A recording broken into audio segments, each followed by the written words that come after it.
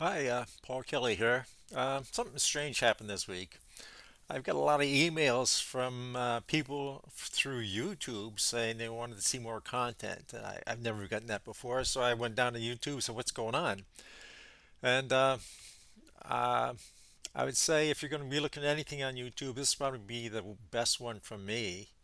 But 2 weeks ago, I was on here putting something on. I only got like 15 views on here. Now there's over 400. I know that's not viral, but for me, I guess what the heck is going on? So we'll see what we can do. For trading, I guess you want content on trading. And for trading, I do it in a very boring way. I do homework. I spend a tremendous amount of time doing homework. Because the theory is if you can't see it in hindsight, no way in hell are you going to see it in real time. So that's pretty boring, huh? So you want to know what I did? This is gold. This is the basic point where I start my homework. Over here on the top left, I've got the 60-minute chart. Just to the right of it, I have the 30-minute chart. Down here, I have the 15-minute chart, 5-minute chart, and 1-minute chart. This is the end of day charts that I use. Okay, so I know you're bored already, so let's see if we can get a little excitement. Why should we do homework? Well, where would you do? Where would you make entries? I don't know. You tell me. This is gold. Where did I do it? Well, I started learning No, I started a long time ago, but I got more interested recently. I took a course with Steve Morio and Beat the Market Makers. And that's where I learned about the market makers, which I discussed about in that blog I showed you. Um, so they try to set you up and knock you down. And what I figured out in doing things is they work in three pushes. So I'll take a push one. I won't take push one up. Well, maybe will if I'm down here. But I take trades on push one, pull back. I'll look for extreme of push two, take that down. I'll take the end of push two, pull back. I'll take it back up and get up to push three. I'll take, if it looks good, I'll take that down. So that's what I look for trading. Different things. That's what the count. So what do I do for trades in here? I look at the 1 minute. For today, I took a trade right here at the close of this bar right here. I took it short. And my target was 50 pips. I go with a 5 pip stop, a 50 pip target. So I've got a 10 to 1 risk to reward ratio. And that's what I usually go for. Because 2 to 1, what do you want that for? Oh, my mantra, what I look for is what this guy says. Paul Tudor Jones says he makes the most money when everybody says you get killed at the extremes, but that's where he makes the most money. He says everybody else says get in the middle. Well, you lose a lot of money in the middle. You spend a lot of time there. He says do the trade that makes you puke. I like that. Well, not the puking part, but I like the ones that make you get excited. So what did I do? Yeah, I took this trade right here. I was expecting this to come down on here, but I was off making a cup of pot of tea, and I was off making. I hear this target filled, so I didn't have an opportunity to take it long here, but that was my intent. But I did take it short here. I hit target in here somewhere, and then I took it short here, and I get filled. Target was hit down here, and I came down here. I took it short right in there. I took it long. Pardon me. Got filled up in here someplace. So why did I take that? Take those trades. Oh, I'm sorry. I took one more trade in here. I took this one right up in here. I took it right in here. My target was right in there and never hit it. Missed it by like 3 pips, so I get stopped out right above here. I get stopped out right over here. So I didn't really homework this one. So why did I take these trades? It's homework. And if you can't see it in hindsight, this right here, that's the extreme of push two. That's a pullback of extreme of push two. That's the extreme of push three. This is the pullback of push two. This is obviously the extreme of the day, the other extreme of push three. Now I took these trades, but these it wasn't the end of the day where you can see it. It was live. There was nothing off to the right when I took this trade. Nothing off to the right when I took this one. Nothing off to the right when I took this. So why would I take them? It's called homework. So What I do for the homework is I mark up these charts and I do my count on them. I mark everything that I see that's any good for that I want to consider in trading. So I'm going to pause this video and I'll mark up the charts and then I'll bring it back up and show you what's going on. Okay, we got everything numbered. Let me explain a little bit more maybe on this charts as far as what all this stuff is. This is the gray right here is the Asian box. Trading happened during Asia. This is the London Gap. This is the New York Gap and the New York trading time. This time in here is London and this is post New York. On the lines, this greenish one is a 50 EMA. The white is a 200 EMA. The blueberry is a 500 EMA and the red one is a 13 EMA. They're the same on all the charts. Let's see here. Oh, we got the what's called a TDI down here with this green line in here. That's the RSI. Then we have the outer bands. The upper one, this one here. This yellow line in the middle is called the baseline. That's about the average between these two lines here. It maintains an average in there. So that's how the charts are pretty much laid out.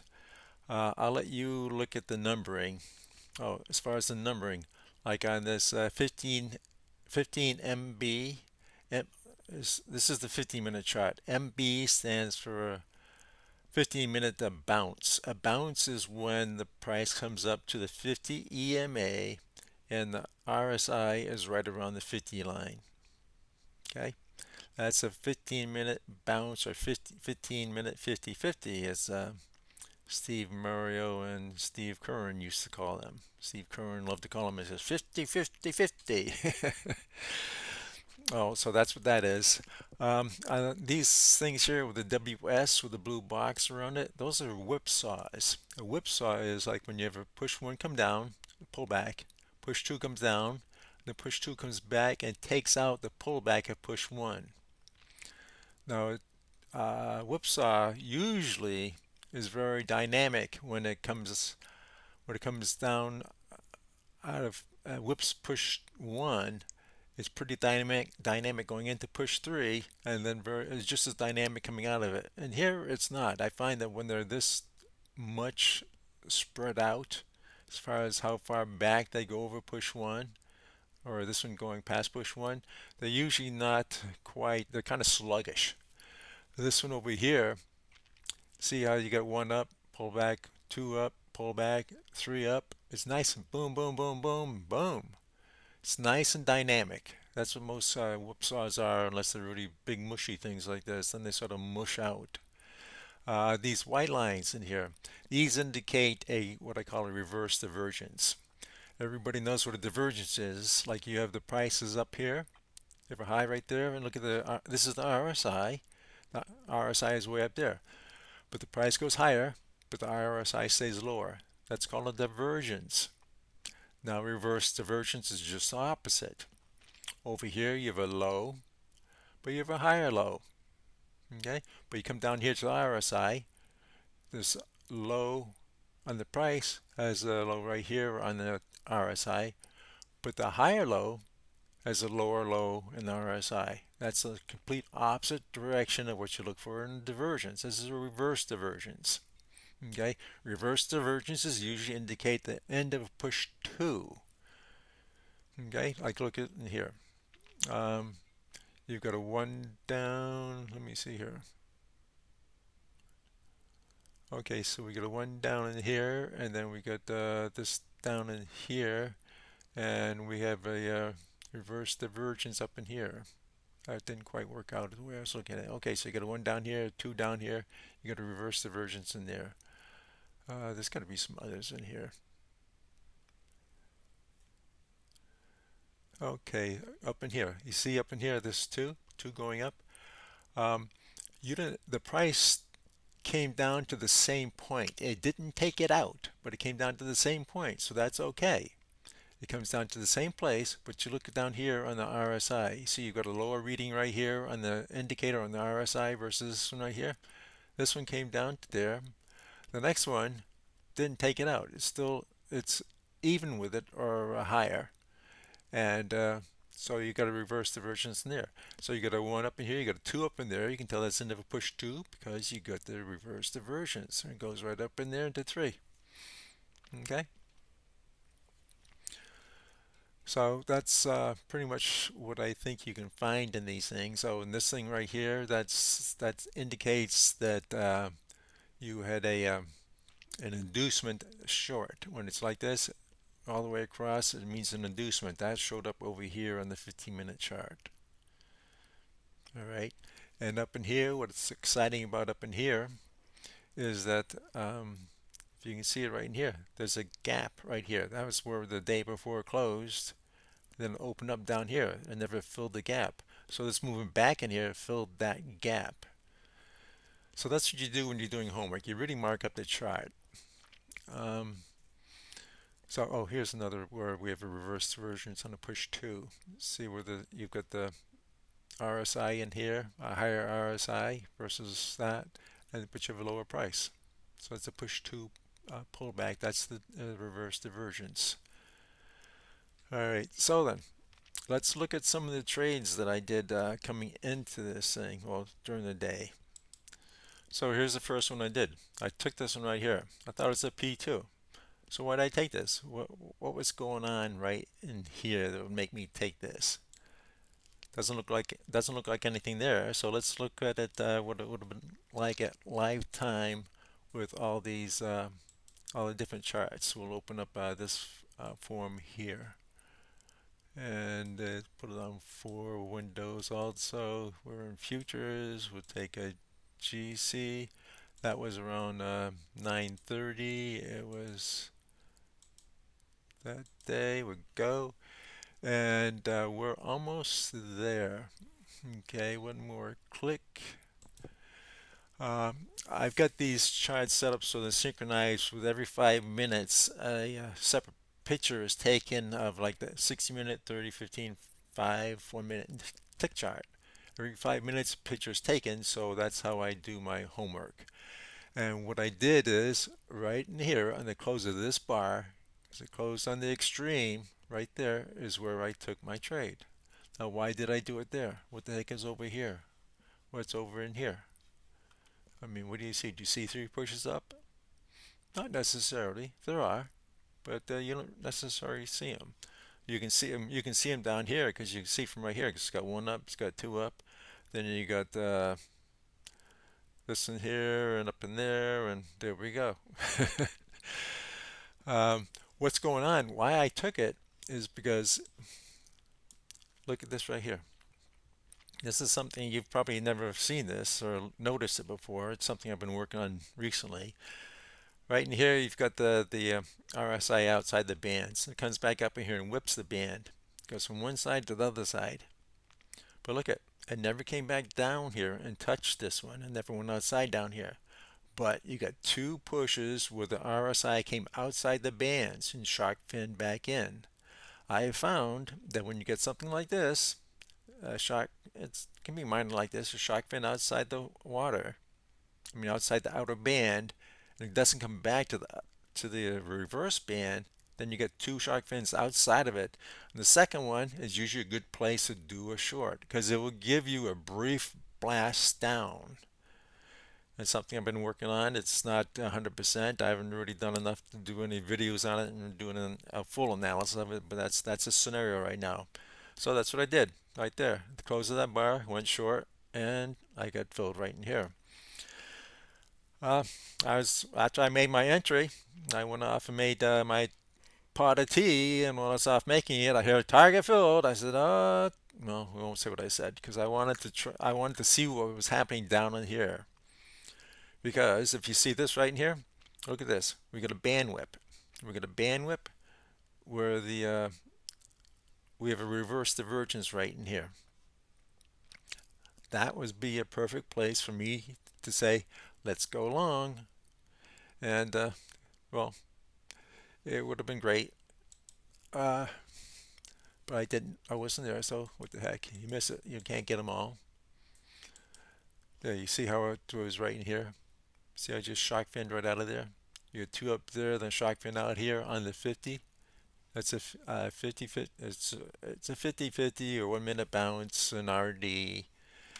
So we're looking for what's now. Then I have my other one right up in here. So why did I take my trade right up in here? Well, first off the theory is we got one up, then we had one, two, three up. So I said that was push two. Just coming back. Remember I told you earlier when you have a push two, when you get a reverse divergence like we had in here, push two pullback is usually the I'm sorry, an reverse divergence usually indicates the end of a push two. Which push two we don't know, but it's the end of a push two. So I said, okay, if we get a blast up in here, that's what we want. We want speed into the trap. And what's the trap? It's right over here. See this? This is the gap down. This is the close of the day before. The price gap down. So we've got a gap in here. It's never been filled during the day. So I said, well, if it fills that gap, it should be good for reversal. So my entry was right there. It was a pending. And where is it? Let me see here. Yep, there it is right there. Yeah, see, I use a 5 pip stop loss because 5 pips, I go for 50. It's a 10 to 1. So if I'm wrong, I want out. I don't want to put a 20 pip stop on there. What the heck? It's either the extreme or it's not. And if you go for 50 with a 5 pip stop, you got a 10 to 1. So you take the pips and run. Because really, look at this. It came down, it filled me right there. What's the difference between this and this? It's outside the bands. It will be lower than this when it completes. So what's the difference? Hmm? So you take the money and you run. See right there. Look at that. See? The RSI is below it. That's a reverse divergence right in there. Why wouldn't you take that? Why wouldn't you go along with that thing? You don't know if it's going along. It can be because I've got three counts coming down into here. See? You got one, two, three. Or you got one, two, then three with a little extra in there. Okay, so why wouldn't you take that long? Well, first off, it wouldn't take it long because look at all the things over in here. See, on main thing is right here on the 30 minute. See how you're outside the bands? You got a whip of the bands. You got an extreme movement outside. Price didn't come back in here, and this is the first time you touched it. Then it's outside the bands. I mean, the 30 minute hasn't completed yet. When it completes, then it will be outside the bands. So you're looking at that and say, I don't want to go back up. So I wouldn't have taken that one back up then. So then as we go along, so I went short there, I got completed right in there. So I come back a little bit further, and then my other trade was right here. On this one here, you see on the, as I was talking to you earlier about the whipsaws in here and back over, and what was it? No, it was in here and whatever, down in here. This is a whipsaw. You get from right here, you got one up and pull back. You got two up. It just took it out by a pip. That's all it takes. And pull back. It whipped it. And then the third push up. So why would I take it there? Well, look at, I got two bands outside. Plus, I've seen this thing enough times so that you either get a very condensed whipsaw right in here or you get a reverse divergence right in here for it to go down. It's done that a lot. That comes from homeworking it. So enter in there with a short, and it either goes or doesn't go. If it goes, you're great. If it doesn't go, well, you're only out 5 pips. And fortunately, it went. Went a lot further than I expected, but hey, it went. So the next trade, what is the next trade? Well, the next trade was a little bit lower down in here. Okay, so what was that? The trade was right on the close of this bar right here. The close of that bar, I went long. How come? Well, if you look over here, remember I marked it on the 50-minute chart. You see that right there? Boom, boom. Okay, look what you have on the 5 minute. See, you've got the whipping of the bands, whipping of the bands. Look how far that thing is outside the bands right there. You're going to get a pullback at some point when it goes out that far. Okay, you don't know how much, so you make your entry, a small stop, and then if it goes up, you move your stop up. So see that bar that I showed you? It was right there. So we entered short, and my stop is 5. So many times it goes down 4 and doesn't get me. 1 pip is what I save. Sometimes it just goes by 1 pip. Other times it goes 4. If it goes more than 5, it's going to keep going. So I went along in there, and it got filled up in here someplace. And then what the heck was it? All right. Ah, okay. So I went short in here because I thought I saw 1, 2, 3 up in here, and I saw 1, 2 with a whipsaw on there. I said, okay, go short there, and the stop is right there. It's within the 5 pips. We should be look. I was looking for something to come down to stop hunt this one here. Okay, so then what happened? Okay, so we got a 1 down, 2 down, whipsaw. We got 1 down. We got 2 down. Then we got 1, 2, 3 back up and a whipsaw that. So I'm looking for something to come down here nice and strong, you know. So I'm still hanging in there, and it comes down, and it stopped. Why did it stop? Hmm. Well, look over. Where's 5 minute? Ah, see this right here? This is what it is. This one here. I like baseline bounces, but this is not something I would have ever taken or done. But I knew right in here that there was a three. That's all I had to take was 3. This down here, then I have a 1, 2, 3. I had a 1, 2, 3 down here. So I got greedy. My target was just a few more pips down there, but it didn't happen. But I moved my stop up here. And I got taken out up there. Not one worth doing the homework on, so I didn't. Okay, so that's those are the trades I did for today. I'll let you guys look this thing over and look at the count, and just see how I think of things. So have a good day. Hope it was helpful.